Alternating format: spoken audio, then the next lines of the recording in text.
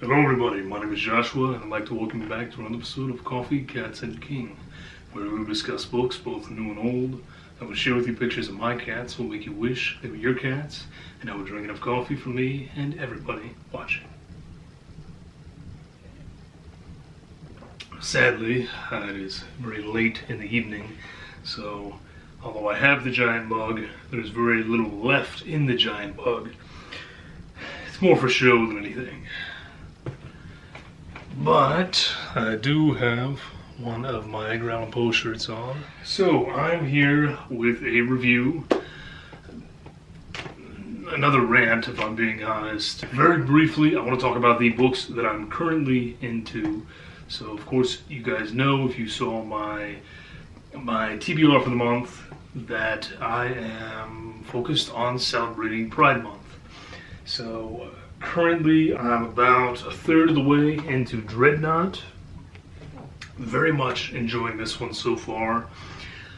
I have to admit that this is only the second superhero fiction that I've ever read. I've never been a comic book guy or anything like that. My only other foray into superhero fiction was the atrocious ex-heroes or ex-patriots or whichever it was from Peter Klein's, and it was just terrible, left a horrible taste in my mouth. This one, thankfully, is so much better. This one, I can understand why people like this superhero fiction at times. This is a great one. I feel it's doing an excellent job of tackling the issues that teens face, in this case, teens who are trans face, when their family and friends and the people around them just don't accept that. And in addition, we get it kind of ramped up because this poor girl is also now the beholder of these incredible superpowers. So, really enjoying that one so far. As of now, I would highly suggest it if you are looking for something in that realm. Now, I also, about 320 pages into Night Shadows, which is an anthology of queer horror. It's close to 500 pages, so I've still got a ways to go. A few of the stories haven't worked as well for me, but there have been a few standouts that I have very much enjoyed and I thought were just super cool. That's where I'm at with the 3 books currently. And now I guess I'm going to give you a little cat footage before I get into this rant.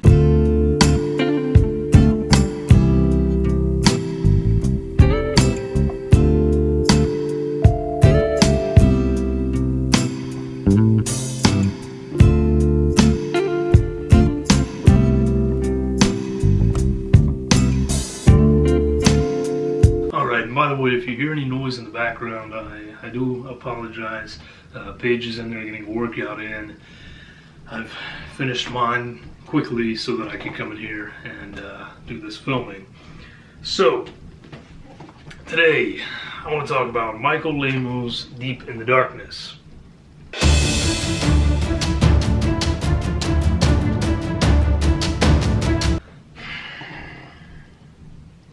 And I'm just going to start by reading the back, and then I'm going to break it down and tell you how this whole blurb and synopsis on the back is a lie.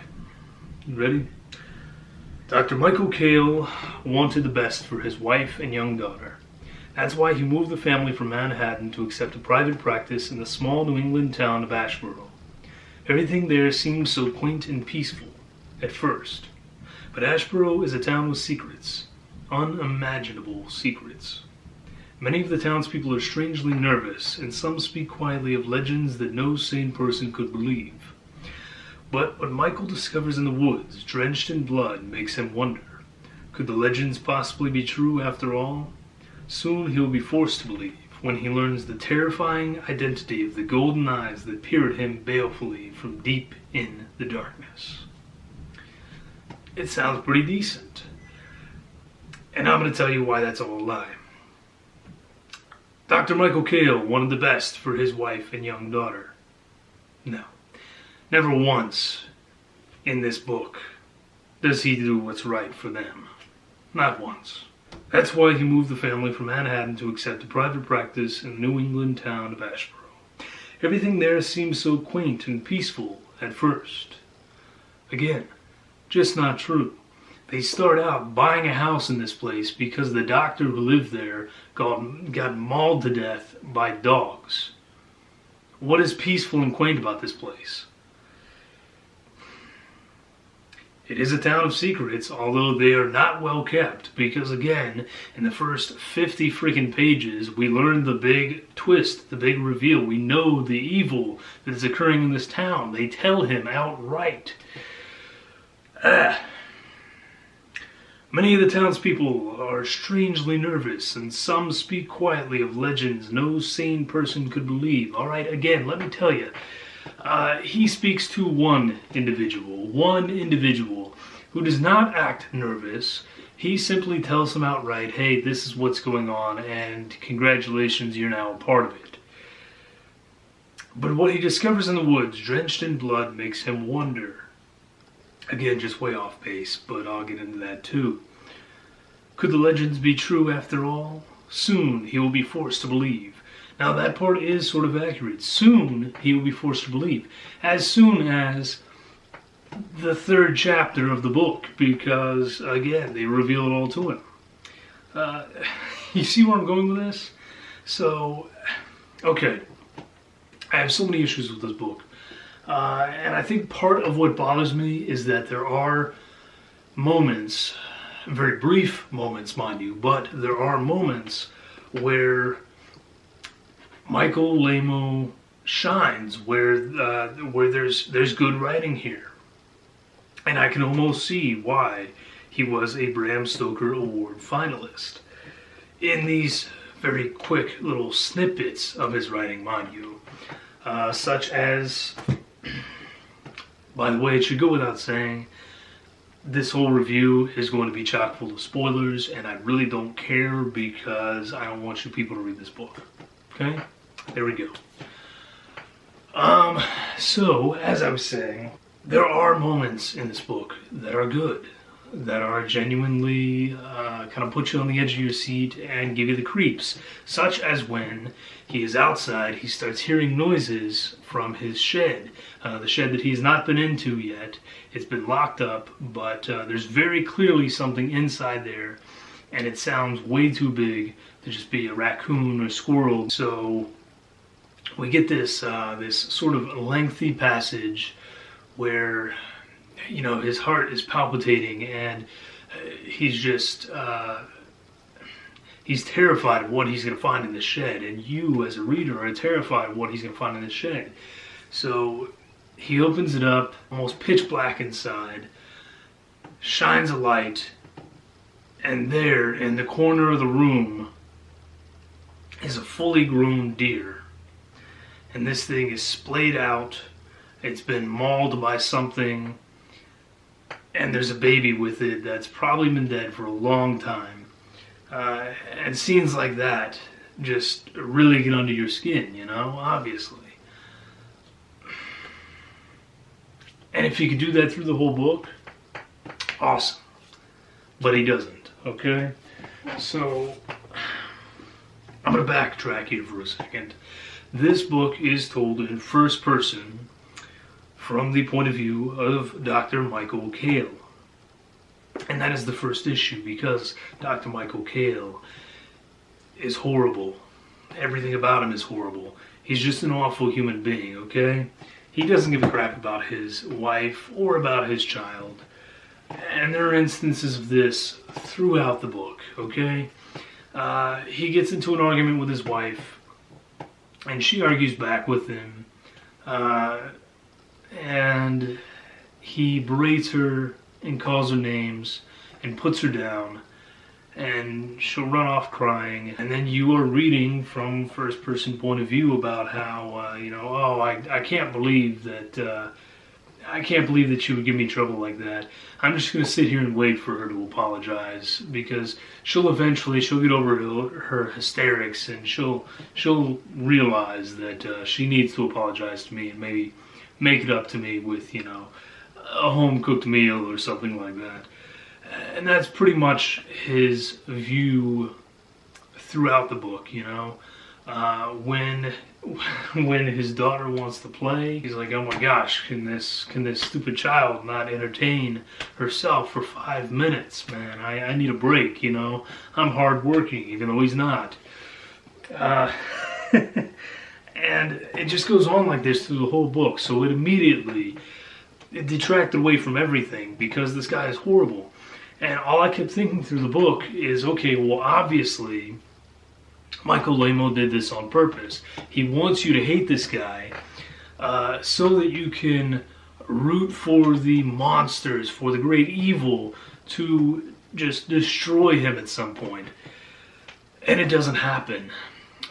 He is the only one that survives, and he basically gets off scot-free. So, here we go. Let me see if I can make this cohesive in some way. Michael, who is supposedly a doctor, but continuously proves throughout that he's an idiot that does not know the basics of the human mind or body, moves his family to this small town, not because he wants to care for them, but because he gets this opportunity to buy this place for super cheap and take over the business, and he knows that he'll have everybody in the town coming to him because he's the only doctor. Okay? His wife does not want to move there. She is horrified at the idea of moving out into the middle of nowhere because they've been living in the city. But hey, let's not care about that. We're doing this for us, right? Except it's totally for me, Michael. So they move out there regardless of what she thinks, because hey, she's just a silly woman. She'll get over it and eventually she'll come around. He expects her to take over all of the office side of the business, and he is very upset immediately at the fact that she has not started doing this, even though she is also doing all of the unpacking and organizing of the house, whilst he pretty much explores town and talks to the 3 other people that he bothers learning their names. Fast forward a bit, and the gentleman closest to them, their neighbor, if you will, even though he's kind of far away, about 50 or 60 pages in the book, he pulls Michael aside and says, hey, take a walk for me in the woods. They go into the woods, back behind Michael's new house. They find this weird altar thing, okay? Think Stonehenge style. And the gentleman explains to Michael, well, see, the townspeople here, they believe in this race of people that have been here longer than the Indians, and they used to kill off the Indians, and we kind of made a pact with them, so you're kind of sort of expected to make sacrifices to them, so good luck with that. You're part of this now, can't help it, sorry. They're probably going to be expecting their first sacrifice soon, and remember, when you sacrifice it, it has to be alive. Michael ignores all this. Clearly, none of it actually means anything because, hey, this guy is delusional. I mean, never mind the fact that there is a bloody altar back in the woods behind your house. Nah, doesn't mean anything. He's delusional, clearly. Again, showing off those awesome skills as a doctor. So, Michael then goes home, has a couple awful conversations with his wife, where he again berates her and puts her down, before learning that, hey, she is pregnant with child number 2. Now, she is very clearly unhappy with this and tries to explain to him that, hey, I'm unhappy because we weren't even trying to have a child. In fact, the last few times that you even bothered to touch me, you were wearing a condom. So where is this baby coming from, Michael? And he says, hey, don't worry about it. These things happen. We're going to be better off with another child because it'll keep you occupied while you're trying to take care of the office stuff. And, haven't you always wanted another kid? I mean, I can do without, I guess, but hey, it's here and it's going to happen, so get used to it, and don't worry about the fact that we were clearly using protection and you shouldn't be pregnant right now. blah blah blah. Some other stuff happens. It's boring, doesn't really make sense, and offers nothing to the plot. Michael comes home, has a creepy scene where he finds the half-dead deer in the shed. This is supposed to be his cue to then kill the deer at the altar, but he does not. So the creepy little people that live in the woods in town, they take the deer away, and then he decides, you know what, I'm going to go with it. Why not? I'm going to protect my family by killing my little daughter's dog. The only thing that she holds near and dear. Yep, that's right. That's what I'm going to kill. I could just find, a rabbit or a squirrel or, hey, the deer that was already halfway dead that they tried to offer me. But no, I'm going to take the one thing that my elementary school child loves and kill it. So he does. He takes the dog to the altar and kills the poor thing, even though the whole time he's describing how it's just wagging its tail and being happy because, oh, hey, he took it for a walk.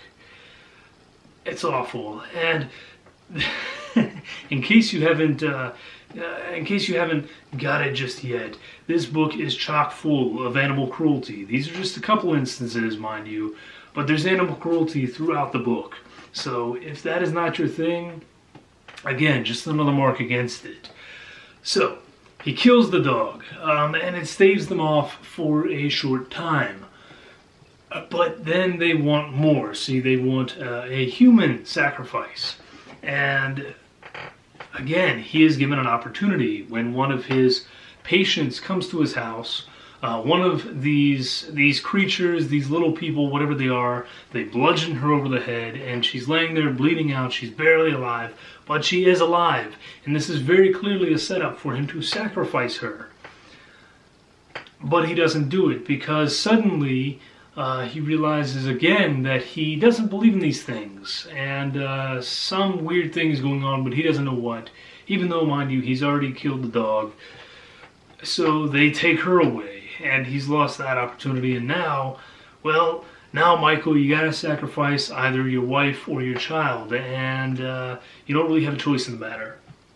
So Michael goes to save the day, and he finally figures out that this entire time that he's been busy gallivanting, his wife has been disappearing during the day for hours at a time, and he doesn't know what she's doing. So he follows her one day and learns that she's been going to this weird witch's house where they've been doing these strange things to her and rubbing this nasty goo stuff all on her and in her, and that's how she ended up becoming pregnant. Yeah, super weird there. But it's okay because Michael is going to kill this witch and save his family. So he does. He kills the witch. And guess what? All that does is tick the little people off. So they take his family. His family dies. Awful things happen to them. He watches it happen. And then,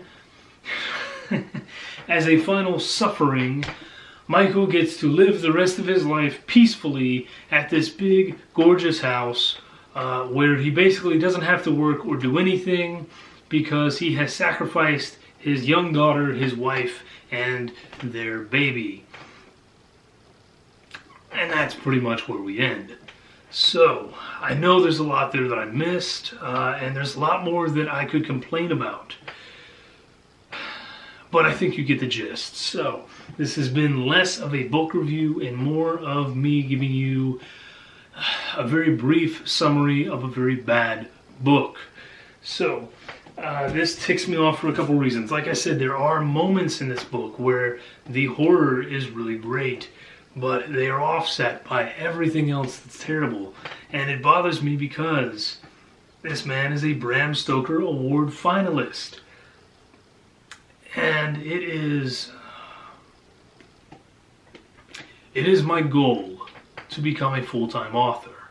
That's my goal. That's my intention. I know it's going to happen.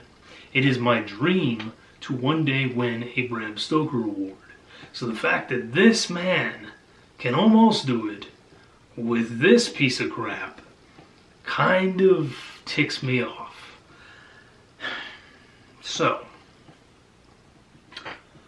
In summary, if you are looking for a book that is degrading to women, that is chock full of animal cruelty, that makes little to no sense at times, that follows in first person just an absolutely awful man who does not get his just desserts, that kind of just offends and upsets in every way, then I guess you can read Deep in the Darkness. And that's all I've got to say about it. Like I said, this was less review and more me just giving you a plot summary of all the stuff that Michael Laimo does wrong in the book. But I really don't know any other way to explain to you why this book bothered me so much, because a lot of other people really like this book, and I don't get it, man. I don't get it at all. I think they don't know what good horror is. So, that's it. We're going to call it a day there. I need to eat some dinner because it's really late, and my tummy is rumbling. So, I hope you enjoyed the cat footage. I hope you enjoyed this summation of this terrible book. And as always, if you cannot get this thing out of your mind and you're thinking, well, Josh, I really just got to read this thing now, let me know and I'll send it to you. Don't waste your money. And that's all. I'm calling it quits here, guys. Stay safe. Drink great coffee. I will be back again soon with some positive reviews. And that's all. Cheers.